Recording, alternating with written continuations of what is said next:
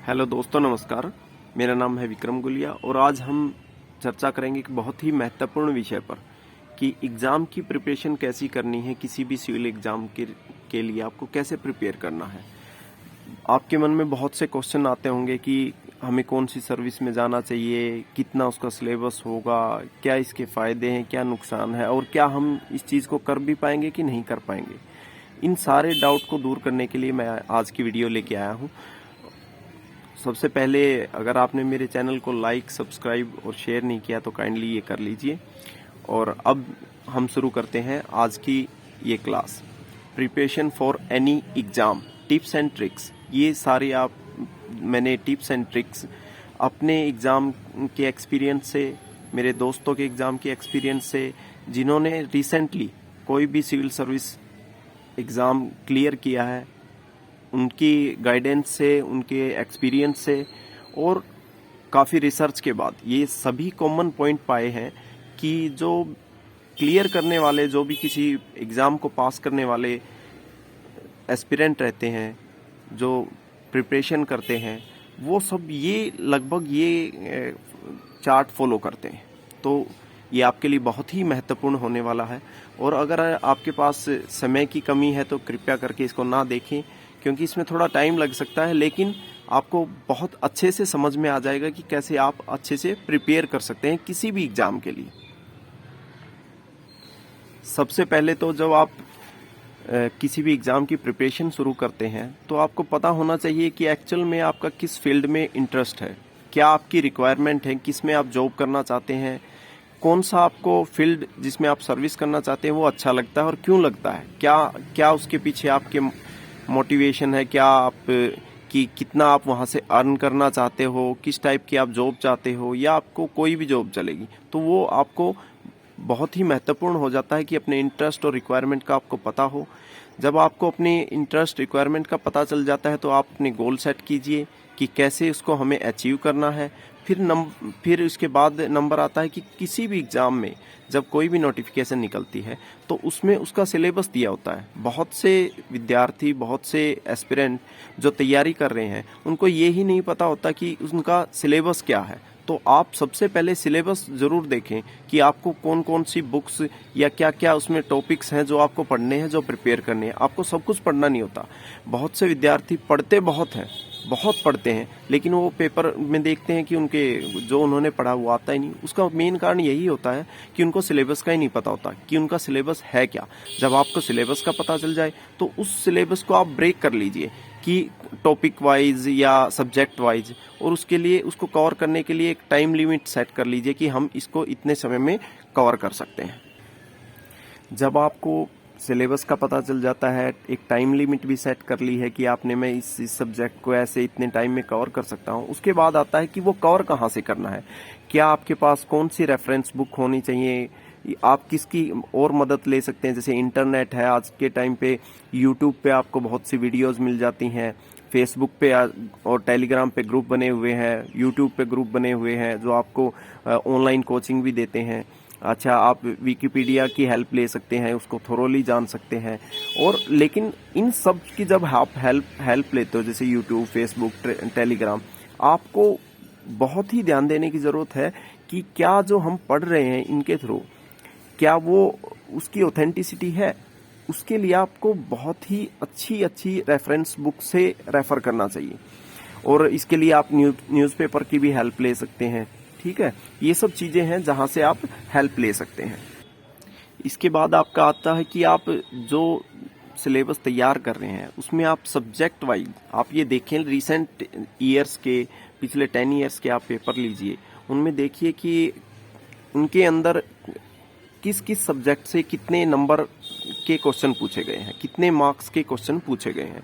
उससे क्या होगा कि आपको पता चल जाएगा कि आपके लिए इम्पोर्टेंट कौन सा सब्जेक्ट है और कौन सा आपके लिए ज़्यादा इम्पोर्टेंट, कौन सा कम इम्पोर्टेंट।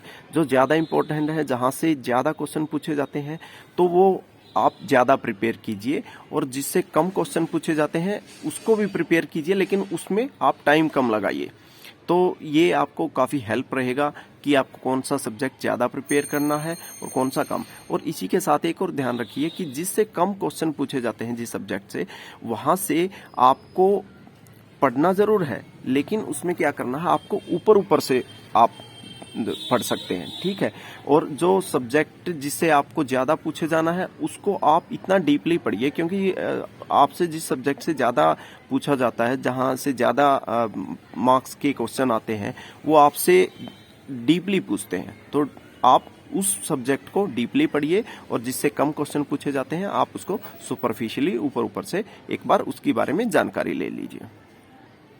दूसरा है आपका फिर नोटिफिकेशन। जब भी कोई भी नोटिफिकेशन आती है किसी एग्जाम के बारे में, आप उसको पहले ध्यानपूर्वक पढ़िए, उसको बहुत ही ध्यान से पढ़िए कि इसमें आप किस जनरल कैटेगरी में आते हैं, किस कैटेगरी में आते हैं, किस टाइप के क्वेश्चन पूछे जाते हैं, आप एलिजिबल हैं कि नहीं है, आपकी एज क्राइटेरिया उसमें सही है कि नहीं है, वो सब आप बिल्कुल ध्यान से पढ़िए, और उसी के बाद आप नेक्स्ट स्टेप लीजिए।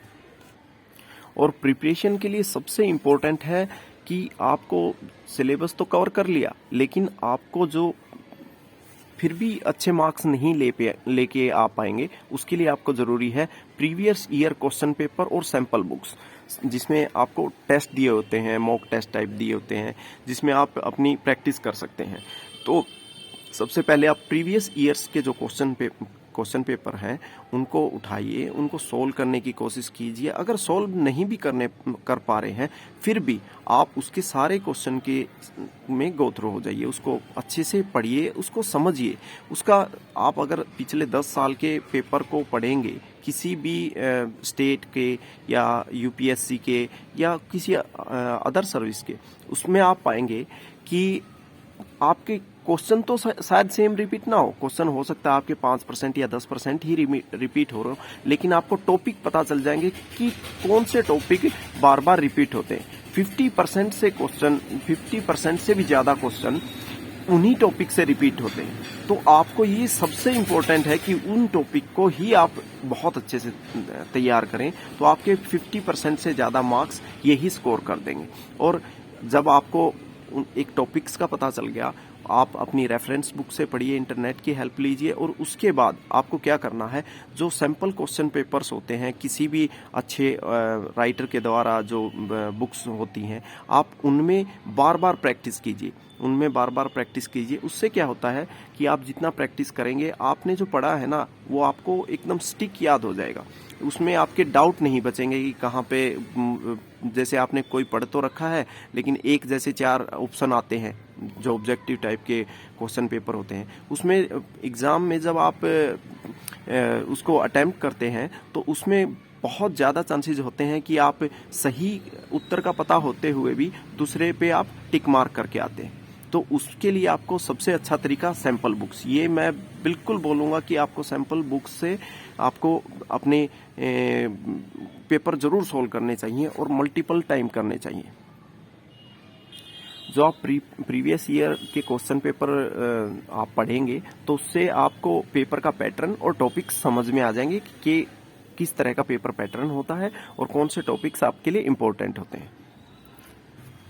जब आप सैंपल पेपर को सोल्व करते हैं, तो आप एक ब्लैंक पेज लीजिए, और ब्लैंक पेज पे आप सभी अपने आंसर जो भी आप टिक करते हैं, ये खासकर ऑब्जेक्टिव के लिए, उसमें देखिए कि आपका स्कोर क्या बन रहा है। आप बुक पे जो आपके सैंपल पेपर हैं उन पे कुछ भी मत नोट कीजिए, बस आप नोट करके कहीं ऐसी जगह पे रखिए कि आपके उसमें कितना आप स्कोर कर पा रहे हैं जब उनको आप सोल्व करते हैं, ताकि आप जब next time same question paper को आप सोल्व करते हैं, तो आपको अपनी इम्प्रूवमेंट का पता चलता है कि आपको कुछ याद है भी कि नहीं है, और आप कितना अच्छा परफॉर्म कर पा रहे हैं हर बार।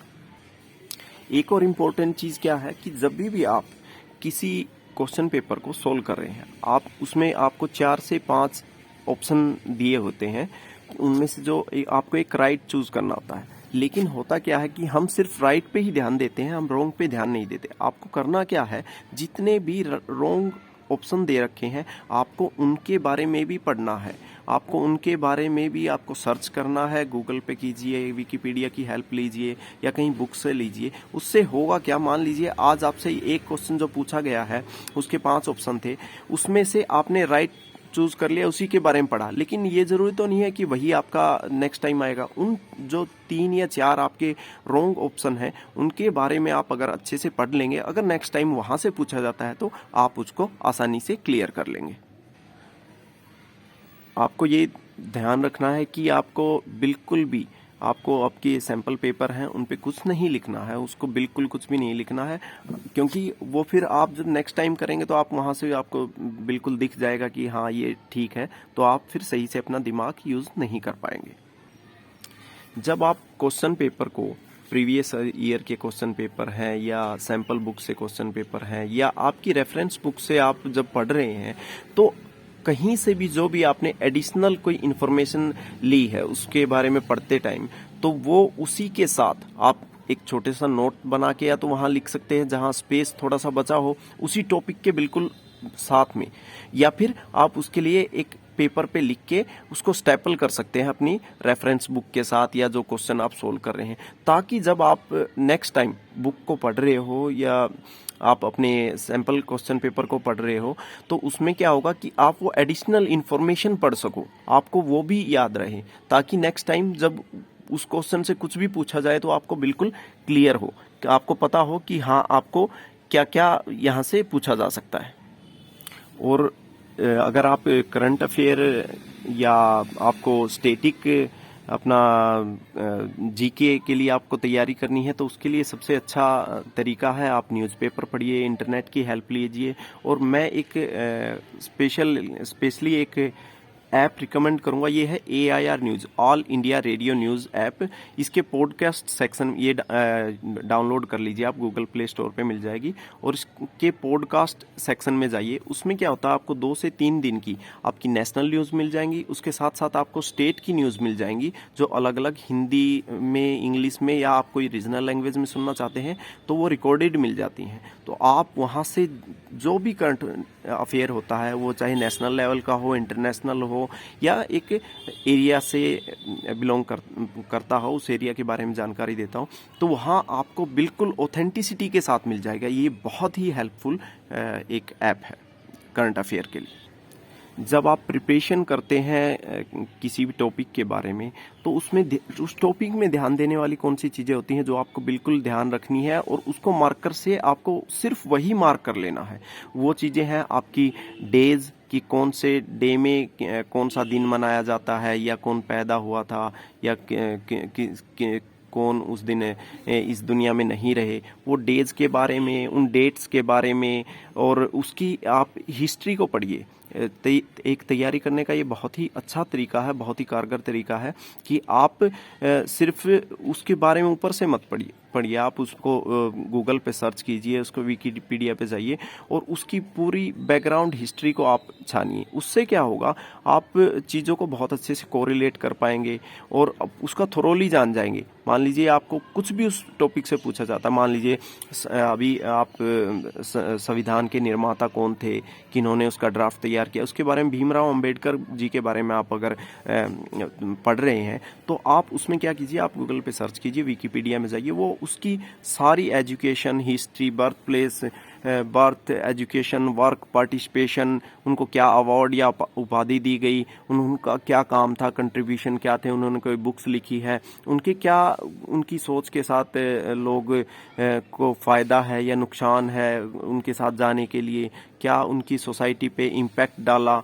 ये सब बहुत ही इम्पोर्टेंट है। उनकी डेथ कब हुई, तो उनके और उसके साथ साथ उनसे पहले उस विषय पे, मान लीजिए आप कॉन्स्टिट्यूशन ऑफ इंडिया के बारे में पढ़ रहे हैं, संविधान के बारे में पढ़ रहे हैं, तो उससे पहले किसने उस विषय पे क्या काम किया था, उस पोस्ट पे, जैसे उन्होंने उनकी वो फर्स्ट लॉ मिनिस्टर थे भीमराव अंबेडकर साहब, तो उससे पहले भी क्या कोई ऐसे लॉ मिनिस्टर रहा है, और उनके बाद उनके बाद उस पे सक्सेसर कौन था, उनके बाद कौन आया उस पोस्ट पे, और नंबरिंग खासकर कि भाई ये कौन से नंबर पे थे, जैसे वो पहले थे लॉ मिनिस्टर इंडिया के, कानून मंत्री, उसके बाद जो आया है उनकी संख्या क्या थी, या उससे पहले किसी भी, जैसे आज के टाइम पे जो है उनका नंबर क्या है, तो ये खासकर इम्पोर्टेंट हो जाता है। और किसी भी टॉपिक को जब आप प्रिपेयर कर रहे हो, तो आप जो फर्स्ट थे उसको हमेशा याद रखिए कि इस पोस्ट पे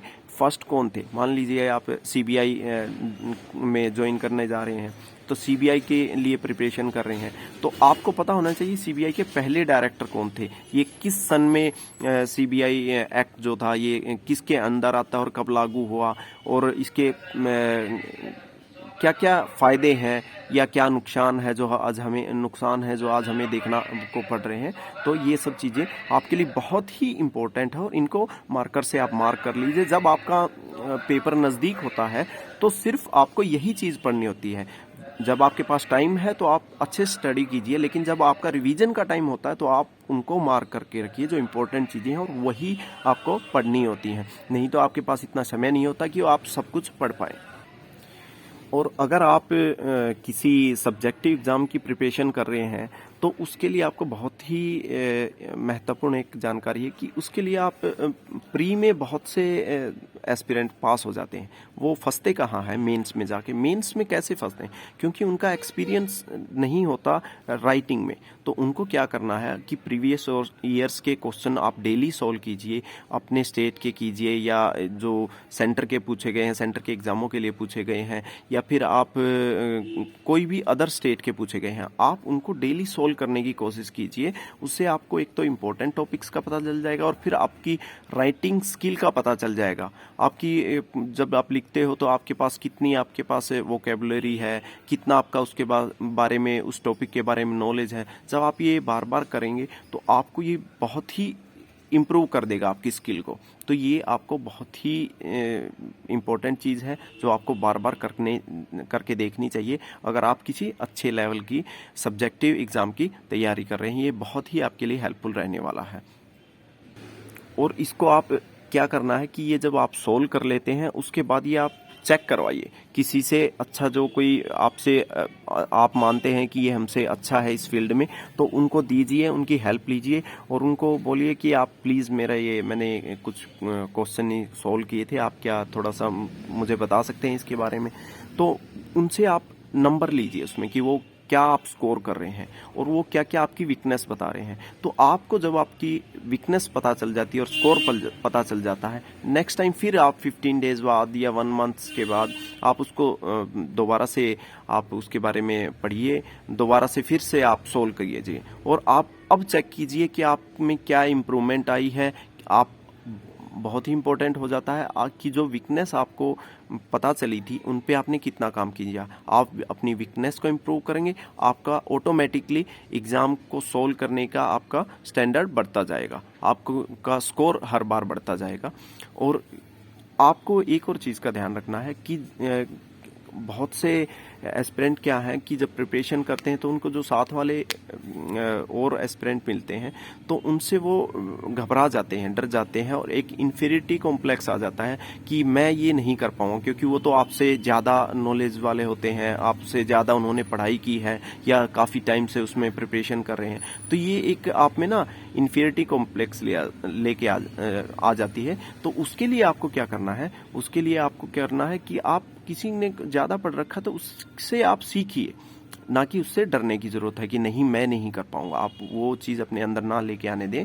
उसके लिए आप कीजिए कि आप डेली सिर्फ अपने साथ कंपीट कीजिए, किसी और दूसरे किसी भी एस्पिरेंट के साथ आप कंपटीशन मत रखिए। कंपटीशन सिर्फ अपने साथ रखिए। वो उसका मतलब है कि आपने जैसे जो कल आपने काम किया था, जो प्रिपरेशन की थी, आज उससे बेटर करनी है, आपको उससे ज़्यादा टाइम स्पेंड करना है, या आपको जो आपने कल किया था लेकिन आप उसको अच्छे तरीके से नहीं कर पाए, आज उसको एकदम मास्टर क्लास की तरह एकदम करके देखना है, आपको एक परफेक्ट आदमी की तरह करके देखना है। और ट्राई करो कि हर चीज़ में जो आप पढ़ रहे हो, चाहे कम ही पढ़ रहे हो, तो उसको एकदम परफेक्टली पढ़ा जाए और उसका किसी न किसी चीज़ के साथ जोड़ के रेलिवेंसी होनी चाहिए कि आप जो भी पढ़ रहे हो उसको आप कॉमन यूज़ में लेके आओ। पढ़ा हुआ आपको बहुत दिनों तक याद नहीं रहेगा, लेकिन अगर आप उसको किसी न किसी चीज़ के साथ जोड़ने लग गए, उसके साथ संबंध जोड़ने लग गए, तो वो आपको बहुत लंबे टाइम तक याद रहता है और इवन आपके वो जीवन में आ जाता है, आपको याद रखने की ज़रूरत नहीं होती। एक और अच्छा तरीका है कि आप डेली किसी न किसी ऐसे आदमी से मिलते ही होंगे जिसके लाइफ में कुछ प्रॉब्लम्स हैं। आप उनकी प्रॉब्लम्स को, अगर आपके पास समय है तो उनको सुनिए, और अगर आपके पास उस विषय में नॉलेज है तो आप उसको एडवाइस कीजिए, ट्राई टू हेल्प हिम। इससे क्या होता है, आप में एक पॉजिटिविटी आती है। आप जब दूसरों की हेल्प करते हैं तो एक पॉजिटिव एटीट्यूड आपके अंदर आता है, और वो पॉजिटिव जो थिंकिंग होती है वो आपको एग्ज़ाम के थ्रू या जो इंटरव्यू होते हैं उसमें बहुत ही हेल्प करती है। तो आप यहाँ से अपने इंटरव्यू के लिए भी प्रिपरेशन कर सकते हैं। अपने आप को एक्सप्रेस करने की कोशिश कीजिए, और आप खासकर ऐसे ग्रुप से, ऐसे लोगों से जुड़िए जिसमें जो आपकी सेम फील्ड से हों, ताकि आप आपस में ग्रुप डिस्कशन कर सको, आप बात कर सको। तो ये सब आपके लिए बहुत ही इम्पोर्टेंट है, और आप दूसरों की सुनिए और उनकी हेल्प करने की कोशिश कीजिए अगर उनको ज़रूरत है, और बेफालतू की भी एडवाइस नहीं देनी चाहिए। इन सब के बाद आती है बात एक्सरसाइज की। आपको डेली एक्सरसाइज करनी चाहिए, ये सभी बताते हैं, लेकिन इसका कारण क्या है? इसका कारण ये है कि आप जब सिर्फ पढ़ते रहते हैं ना, तो आपके अंदर बोरियत आ जाती है और आपकी फिजिकल एफिशिएंसी भी कम होती है, आपकी बॉडी जो है वो थकने शुरू हो जाती है। लेकिन अगर आप एक्सरसाइज करेंगे, डेली करेंगे, और आप अगर सुबह या शाम दोनों टाइम 15-15 मिनट या 20 मिनट भी कर सकते हैं ना, वो बहुत है। तो आप मेडिटेशन कर सकते हैं, एक्सरसाइज कर सकते हैं, योगा कर सकते हैं। उससे क्या होगा कि आपका माइंड बिल्कुल फ्रेश रहेगा, और आप फिर से आपको एक एनर्जी मिल जाएगी सुबह से शाम तक पढ़ने की, और शाम को एक्सरसाइज करते हैं तो लेट नाइट तक भी। और बीच बीच में ब्रेक लेने बहुत ज़रूरी हैं। अगर आप बोर फील कर रहे हैं किसी चीज़ से, तो आप उठिए और ज़्यादा मत पढ़िए, और आप अच्छा खाना खाइए, या थोड़ा बहुत रेस्ट लीजिए, या कुछ ऐसा गेम खेलिए, या फिर कुछ दोस्तों के साथ अपना गप्पे लड़ाइए, ताकि आप बोर ना फील हो। बोर होने के बाद अगर आप ज़बरदस्ती पढ़ रहे हैं तो आपके अंदर नहीं जाएगा, आप उसको समझ नहीं पाएंगे। बस आपकी आंखों के सामने पन्ने तो, पेज तो पलटते रहेंगे आप, लेकिन वहाँ से कुछ आप ले नहीं पाएंगे। तो आप अपने आप को बोरियत में मत पड़िए, आप थोड़ा सा एक्टिव रहिए उस टाइम पे। उतना ही पढ़िए जितना आप ले सकते हैं। यानी कि आप अगर अभी आपने प्रिपरेशन अभी अभी शुरू की है, आप नए हो, तो आप पूरा दिन नहीं पढ़ सकते। उसके लिए आपको क्या है कि आपको अगर 1 घंटा ही पढ़ा जा रहा है तो 1 घंटा ही पढ़िए। उसके बाद क्या होता है कि कुछ सप्ताह के बाद आप देखोगे कि आप 4 घंटे या 6 घंटे भी पढ़ सकते हो। जब आप डेली उस चीज़ को कंटिन्यू कर रहे हैं तो आप उसमें लंबा टाइम भी दे सकते हो। लेकिन स्टार्टिंग में आप इतना ट्राई मत कीजिए कि आपको ऐसी थकान या बोरियत हो जाए कि उसके बाद आपका बुक्स या पढ़ने का मन ही ना करे। तो उस चीज़ से आपको बचना है। और अभी भी इतना सब कुछ करने के बाद भी आप एग्ज़ाम को क्लियर नहीं कर पा रहे हैं, तो आप अपनी वीकनेस को एक्सेप्ट कीजिए। ठीक है, आप नहीं कर पाए, लेकिन आपको सोचना चाहिए कि अकेले आप ही नहीं हैं, और बहुत सारे लोग इसमें आप तैयारी कर रहे हैं जिनका एक्सपीरियंस आपसे बहुत ज़्यादा है, जो बहुत समय से लगे हैं। शायद वो इस वजह से आपसे आगे निकल गए, लेकिन आप इसके लिए आपको बिल्कुल भी परेशान होने की ज़रूरत नहीं है। लाखों आदमी एग्ज़ाम देते हैं, सभी का नहीं होता, लेकिन जो कंटिन्यू रहता है उसका हो जाता है। मैं आपको ये डेफिनेटली बता रहा हूँ कि आपका 100% हो जाएगा। आपको क्या करना है कि चीज़ों को छोड़ना नहीं है, कंटिन्यू कर देना है। डोंट गिव अप, आपको बिल्कुल भी नहीं छोड़ना है। और दोस्तों, इसी के साथ मेरे ये आपको प्रिपरेशन, एग्ज़ाम की प्रिपरेशन कैसे करते हैं इसके लिए जो भी टिप्स एंड ट्रिक्स मेरे पास थी, मैंने वो आपको बता दी हैं। आपको होप मैं कि आपको ये वीडियो अच्छी लगी हो, और अच्छी लगी हो तो please like, share and subscribe. और मुझे कमेंट बॉक्स में बताइए कि मैं इनमें क्या ऐड और कर सकता हूँ जो आपको लगता है आपके हिसाब से अच्छी चीज़ें हैं। Please, thank you.